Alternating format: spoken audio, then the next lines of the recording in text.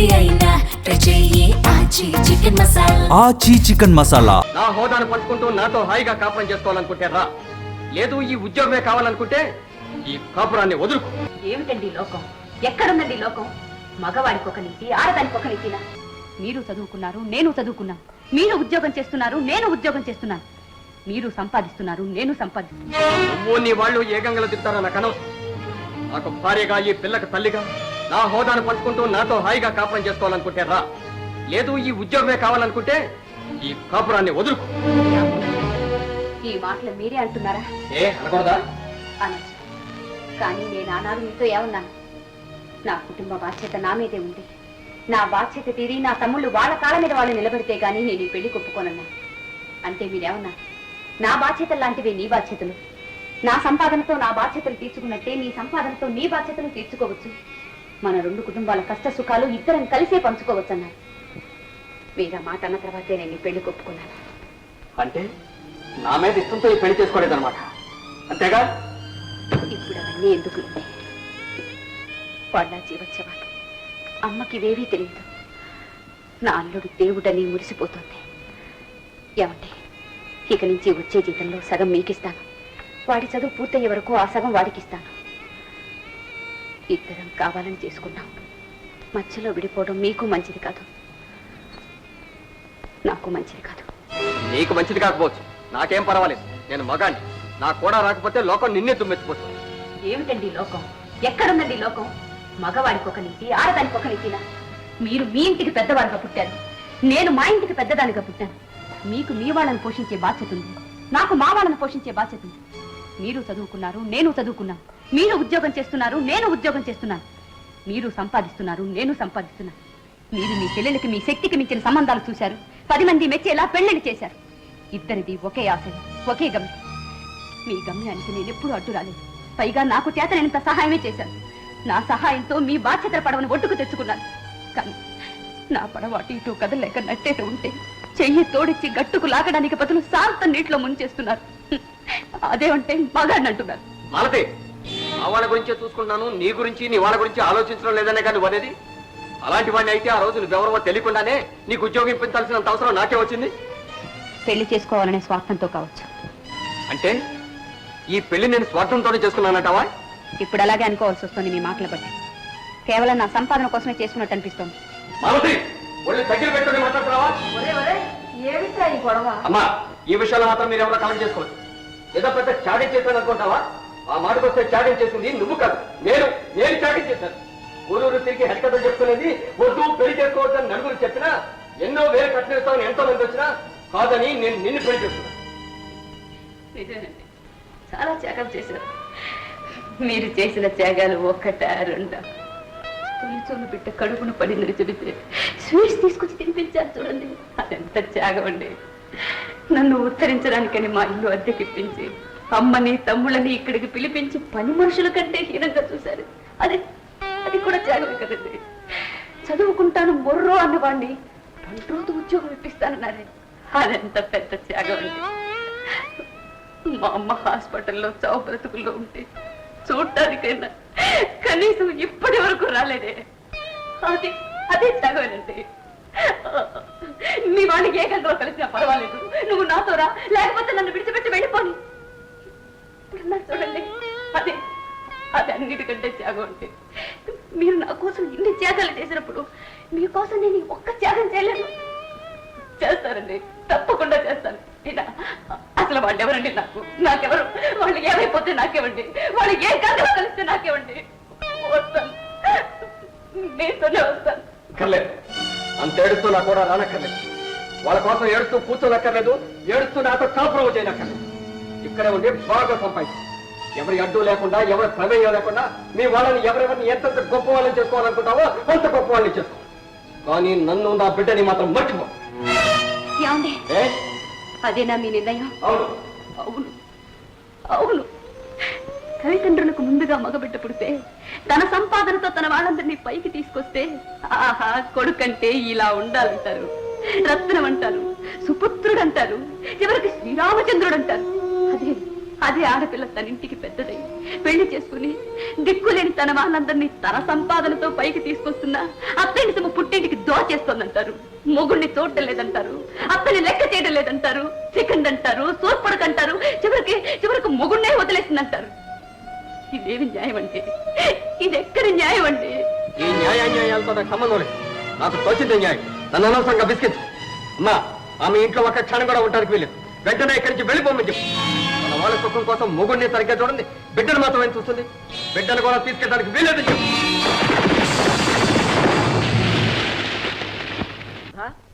సుధా, ఏమిటండి? Good news, very very good news. నాకు transfer వచ్చింది. ట్రాన్స్ఫరా? అవును, ప్రమోషన్ మీద. పైగా జీతం కూడా 100 రూపాయలు ఎక్కువ. ఎక్కడో తెలుసా? తిరుపతిలో. అక్క అన్నయ్యలతో పాటు అక్కడే హాయిగా ఉండొచ్చు. సుధా, వారం రోజుల్లో బయలుదేరాలి. మరి నేనెలాగండి? నీ సంగతి కూడా విశ్వ ప్రయత్నం చేశాను, కానీ ఎట్టి పరిస్థితుల్లోనూ 2 ఏళ్ల వరకు ట్రాన్స్ఫర్ కుదరదని చెప్పేశారు. 2 ఏళ్ళ? 2 ఏళ్లు కాదు కదా, 2 రోజులు కూడా నువ్వు లేకుండా ఉండలేను సుధా. అలా అని ఈ ప్రమోషన్ వదులుకోలేను కదా. ఏం చేయమంటావు చెప్పు. ఇప్పుడు నన్ను ఏం చేయమంటారు? చేసేదే ఉంది, ఉద్యోగం వదిలేయటం, నాతో బయలుదేరటం. That's all. అదేమిటి బాబు, ట్రాన్స్ఫర్ ఏమిటి, వెళ్ళిపోవటం ఏమిటి? అదేం అక్కర్లేదు. ఆ ట్రాన్స్ఫర్ క్యాన్సిల్ చేస్తాను, మీరు ఇక్కడే ఉండండి. క్యాన్సిల్ చేయటం ఎందుకండి? దీనికోసం ఎప్పుడు వస్తుందా అని ఎన్నాళ్ళ నుంచి ఎదురు చూస్తుంటే ఇప్పుడు అంత అవసరం వచ్చింది బాబు. అవసరం కాదండి, ప్రమోషన్. మరి మరి మీరు వెళ్ళిపోతే నేను? మీరు ఇక్కడే ఉంటారు. లేకపోతే ఓ పని చేయండి, మీరు మాతో వచ్చేసేయండి. కలుగింజో అందరూ కలిసి తిందాం. తినటం కోసం కాదు బాబు, ఇక్కడ అప్పులు. బాగుందండి, మీ అప్పులతో నాకేం సంబంధం? నీకు లేకపోవచ్చు, కానీ నా కూతురుకుందిగా. అది మీ కూతురు మీరు ఆలోచించుకోవాల్సిన విషయం. నా కూతురుతో ఆలోచించేదేమిటి? పెళ్లికి ముందు ఏమైనా ఒప్పుకున్నావు? పెళ్లికి ముందు 190 చెప్పుండొచ్చు, కానీ ఈ రోజు నాకు కావాల్సింది నా భవిష్యత్తు, నా వాళ్ళు. నీ వాళ్ళ? నీ సంపాదనతో నీ వాళ్ళని పోషించుకోవాలని ఆ రోజు ఎందుకు చెప్పలేదు? నేను చెప్పేది ఏంటండి, నేను మగాన్ని. నన్ను పెంచి పెద్ద చేసిన వాళ్ళని పోషించడానికి మిమ్మల్ని అడగాల? నా పెళ్ళాం సంపాదన నాకు కాకుండా మీకు ఇవ్వాలా? బాగుందండి. సుధా, నేను వెళ్ళి అర్జెంటుగా జాయినింగ్ రిపోర్ట్ ఇవ్వాలి. భర్త కోసం నీ వాళ్ళని వదులుకుంటావో, నీ వాళ్ళ కోసం భర్తనే వదులుకుంటావో ఆలోచించుకో. ఏమండి? నేను బ్యాంక్ లో ఉంటాను, ఏ నిర్ణయం తీసుకున్నా వచ్చి చెప్పు. చూసావమ్మా వాడి పొగరు. పెళ్లికి ముందంతా మనిష్టం అన్నాడు, ఇప్పుడు తనిష్టం అంటున్నాడు. అందుకేనమ్మా ఇలాంటి వెధవలు పెళ్లి చేసుకోకూడదు. మీరు అలా అనకూడదు నాన్న. ఆయన విధవైతే నేను విధవనవుతాను. లేకపోతే ఏమిటమ్మా, వాడిప్పుడు నేను తీసుకుపోతే నేనేమైపోతాను? నువ్వేమిటి నాన్న, ఈ లోకంలో ఆడపిల్లని కన్నా ప్రతి తండ్రి కర్మ. ఆఖరికి ఇంతే. అంటే అతనితో నువ్వు వెళ్ళిపోవాల్సిందేనా? వెళ్ళాలని ఏం లేదు, వెళ్ళకపోతే వదిలేస్తాడంతే. వదిలేస్తే ఎలాగమ్మా? నలుగురు ఏమనుకుంటారు? మొగుడు వదిలేశారంటారు. ఇంతకే ఇప్పుడు నన్ను ఏం చేయమంటావమ్మా? నేనేం చెప్పన్నానా? అసలు ఈ భగవంతుడు ఈ మొగుడు పెళ్ళాలని ఎందుకు పెట్టాడో తెలియదు. ఈ మొగుళ్ళున్నారే, అబ్బబ్బా, ప్రాణాలు తీసేస్తున్నారు. పెళ్లికి ముందు నీ తల్లిదండ్రులు నా తల్లిదండ్రులు లాంటి వారు కాదా? వాళ్ళు వీళ్ళు 2 కళ్ళు అంటారు.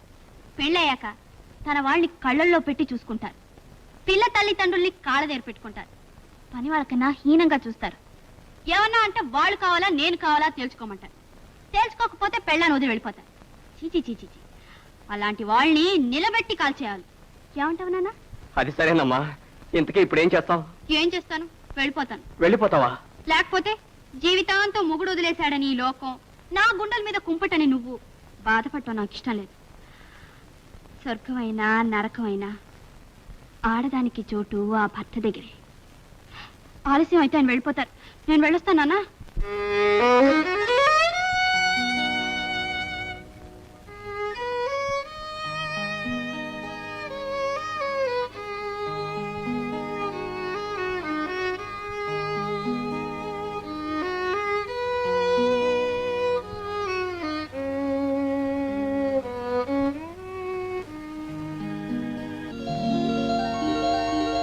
ఏమిటి ఇలా వచ్చారు? మీ తమ్ముడు గారు రప్పించాడు. వాడు రప్పించేది ఏమిటండి? మీ కూతురింటికి మీరు ఎప్పుడైనా రావచ్చుగా. ఎందుకు రావాలి? ఆ రోజున అమ్మాయిని ఖాయం చేసుకోవడానికి మా ఇంటికి వచ్చిన రోజు నేనేం చెప్పాను? పెళ్ళైన తర్వాత అబ్బాయి అమ్మాయి మా ఇంట్లో ఉంటేనే నేను పెళ్లి చేస్తాను అన్నాను. అది నిజమేననుకోండి, కానీ వాడికి ట్రాన్స్ఫర్ వచ్చింది. దానికి మనం ఏం చేస్తాం? ట్రాన్స్ఫర్ అయితే నేనేమైపోవాలి? నేను ఒక్కడిని. నా ఆరోగ్యం అంత మంచిది కాదు, పైగా నా పరిస్థితి అంతంత మాత్రమే. పెళ్ళైన తర్వాత వాళ్ళిద్దరూ నా కళ్ళ ముందే ఉంటూ నా మంచి చెడ్డను చూసుకుంటారని ఆశపడే నేను ఈ పెళ్లి ఒప్పుకున్నాను. ఈ రోజున అర్ధంతరంగా నన్ను గాల్లో వదిలేసి వాళ్ళ దావులు వాళ్ళు వచ్చేస్తే నేనేమైపోవాలి? కానీ పెంచేటంత వరకే తల్లిదండ్రుల బాధ్యత. ఒక అయ్య చేతిలో పెట్టిన తర్వాత తల్లిదండ్రులు చావు బ్రతుకులో ఉన్నా సరే చచ్చినా సరే భర్తతోనే కాపురం చేయాలి. అది హిందూ సాంప్రదాయం. విన్నావా బాబు, విన్నావా? నిన్న మొన్నటి వరకు నా ఎదుట నిలబడటానికే భయపడేది. ఇప్పుడు ఇలా మాట్లాడుతుందంటే కారణం కేవలం నీ తమ్ముడే. పెద్దవాళ్ళు మీరే ఆలోచించి మందలించి పంపించడం న్యాయం. ఆ న్యాయం నేను చెప్తే వినడండి. మరి ఎవరు చెప్పాలి? మా అక్క. ఉండండి, పిలుస్తాను. ఆవిడే న్యాయం చెప్తుంది.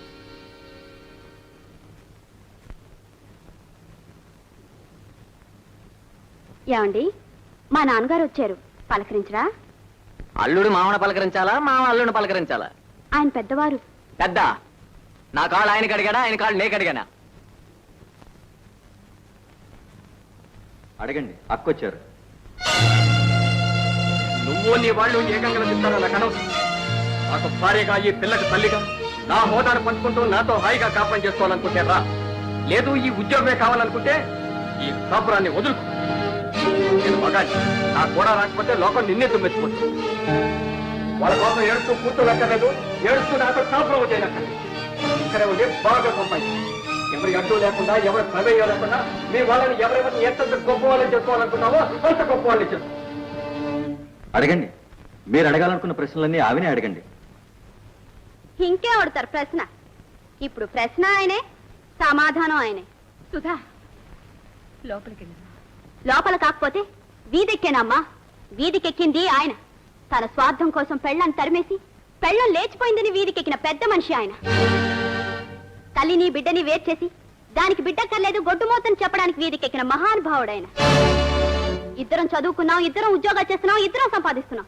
నా సంపాదనతో నా వాళ్ళని చూసుకుంటాను, నీ సంపాదనతో నీ వాళ్ళని చూసుకోమని చెప్పి మాటకి నిలబడని సత్యారిచంద్రుడు ఆయన. ఆడబిడ్డ తన సంపాదనలో 1 రూపాయి కూడా తన వాళ్ళ కోసం ఖర్చు పెట్టకూడదు. కానీ మగబిడ్డ మాత్రం ప్రతి పైసా తన వాళ్ళకే ఖర్చు పెట్టి తన వాళ్ళ బాబునే చూసుకోవాలని చెప్పిన శ్రీరామచంద్రుడు. చివరికి ఈ రోజు తన దాకా వచ్చేసరికి ఇదెక్కడ న్యాయం అంటూ ఊరూరు ఇల్లెల్లు వెతుక్కుంటూ వీధికెక్కిన అభినవ ధర్మరాజు. సుధా, నా వాళ్ళని నీ సంపాదన, అమ్మ సంపాదన వాళ్ళకి దోచిపెట్టావు. వాళ్ళు నీకేం మిగిల్చారు? చెప్పాకర్రాను. శంకరం, మీ దృష్టిలో అమ్మ సంపాదన మీద తన వాళ్ళు ఆధారపడడం తప్పైతే, నా దృష్టిలో నా సంపాదన మీద మీరు ఆధారపడడం కూడా తప్పే. అయినా నాకు పెళ్ళైన తర్వాత మీరెవరు, నేనెవరు? నేను మీ ఇంటి దగ్గర ఎందుకు ఉండాలి, మిమ్మల్ని ఎందుకు పోషించాలి? నా సంపాదన నా భర్తకే కదా చెందాలి. ఆయనకి ఇష్టం లేనప్పుడు ఆయన ఎదిరించడం హిందూ సంప్రదాయమా? నో. ఎదిరించానని నన్ను వదిలేస్తే? షూర్.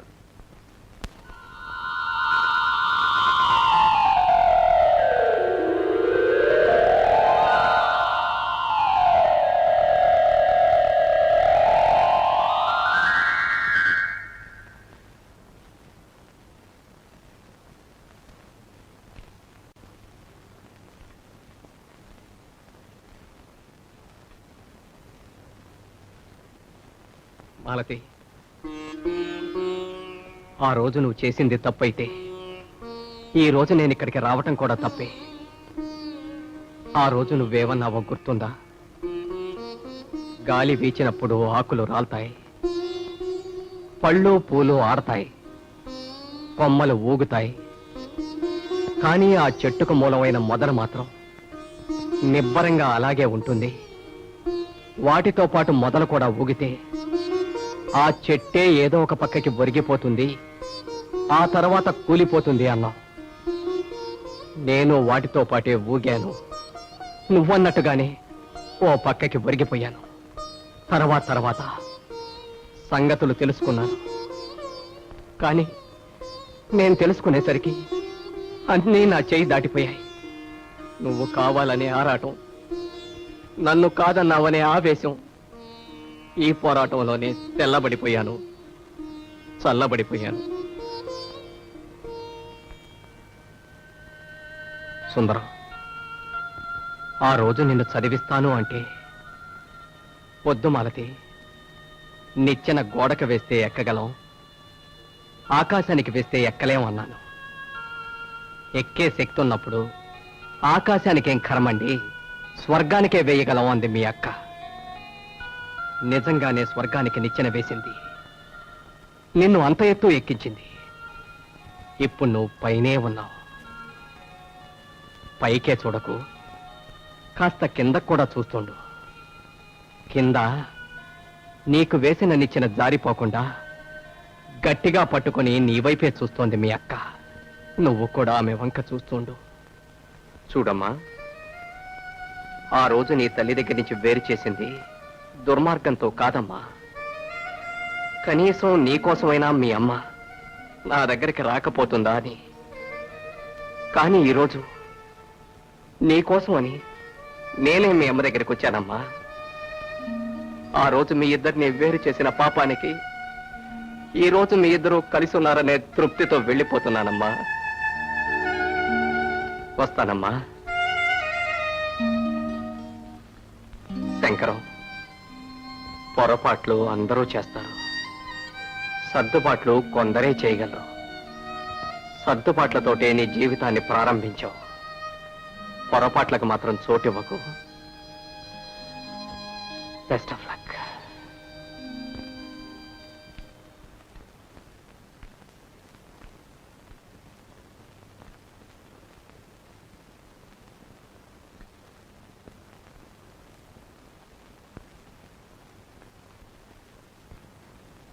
మాలతి, నువ్వే రావాలని నేనే పిలవాలని నువ్వు అనుకుంటూనే జీవితపు 3వ భాగంలో అడుగుపెట్టావు.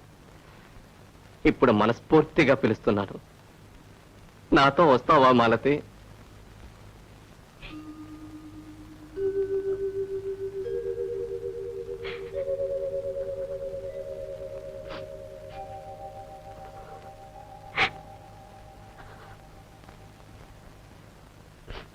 మాలతి, నిజంగా వస్తున్నావా? ఈ పిలుపు కోసమే కదా ఇన్నేళ్ల నుండి ఇక్కడ పడింది. మాలతి, ఝన్ ఝన్ ఝన్ తెలుగు వన్